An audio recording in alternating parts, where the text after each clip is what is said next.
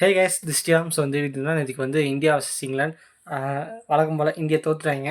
அதான் என்னடா நல்லா விளையாட்டு இருந்தாங்களே திடீர்னு தோத்துட்டாங்களேன்னு பார்த்தா அப்படி தான். ஸ்ரேயஸ் ஐயரும் விராட் கோலி எடுத்தனால தான் 200 மேட்ச் தாண்டுச்சு. உட்காந்து டெஸ்ட் மேட்ச் மாதிரியே விளையாடுனாங்க. ஏன்னு தெரில. விக்கெட் போகாமல் இருந்திருந்தால் நிறைய ரன்ஸ் அடிச்சிருக்கலாம். 300 மேலே வந்திருக்கும். நல்லா ஸ்டார்டிங் தான் பண்ணாங்க. அதுக்கப்புறம் கொஞ்சம் கொஞ்சம் சொதப்பிட்டாங்க. 233 ரன்ஸ் அடித்தாங்க. 234 அடித்து முடிச்சிட்டாங்க 44 ஓவரில். அண்டு அவ்வளோதாங்க எஸ். இன்னும் இது 1-1 இவங்க ஒரு மேட்ச் ஜெயிச்சிருக்காங்க, அவங்க ஒரு மேட்ச் ஜெயிச்சிருக்காங்க. 1 நாளில் இருக்குது. நாளைக்கு தான் லாஸ்ட் ஓடிஐ. யார் கை யார் ஜெயிக்க போகிறான்னு தெரில. அது டவுட்டாக தான் இருக்குது.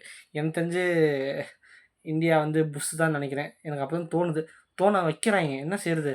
வேணால் பாருங்களேன், ப்ரிடிக்ஷன் ஒன்று இருக்கும் பார்த்தீங்களா. 45 இங்கே 55ன்னு இருக்கும். அது லைவில் வரும்னு நினைக்கிறேன். அதுக்கு முன்னாடி போடுவாங்க. எனக்கு தெரிஞ்சு டவுட்டு தான். இன்னொரு விஷயம் என்னென்னா, ரோஹித் சர்மா ரிட்டையர்ட் ஆக போகிறாங்க அடுத்த வேர்ல்டு கப் 2027 வேர்ல்டு கப் வரதுல. அதாவது ரிட்டையர்ட் ஆகிட்டாங்க. அதுதான் நாளைக்கு தான் லாஸ்ட்டு ஓடிஐ ஆகும். அதுக்கப்புறம் ரிட்டையர்ட் ஆகிறேன்னு சொல்லிட்டு இருக்காங்க. என்ன கதைன்னு தெரில. ரூமரா இல்லை அவர் தான் நானே விளாட மாட்டேன்னு சொன்னாரா, இல்லை இவங்க டீமுக்கு வேணாம் அப்படின்னு சொன்னாங்களா, என்னன்னே தெரில. எல்லாம் வந்ததுக்கப்புறம் தெரியும். இவராக எடுத்திருப்பாருன்னு நினைக்கிறேன்.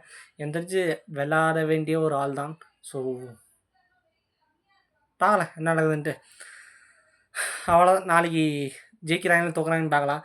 நாளைக்கு நான் பார்ப்பேன்னு தெரியாது. ஆனால் இவங்க மிட் நைட்டில் தான் முடியுது. அதனால நான் பார்க்க விட்டுறேன். ஃபஸ்ட் இன்னிங்ஸ்லாம் பார்த்துட்றேன் முடிஞ்ச வரைக்கும். பட் செகண்ட் இன்னிங்ஸ் தான் பார்க்க முடியல. 3:30 தான் நடக்குது. அடுத்த வீட்டில் பார்க்கலாம். Tata bye by.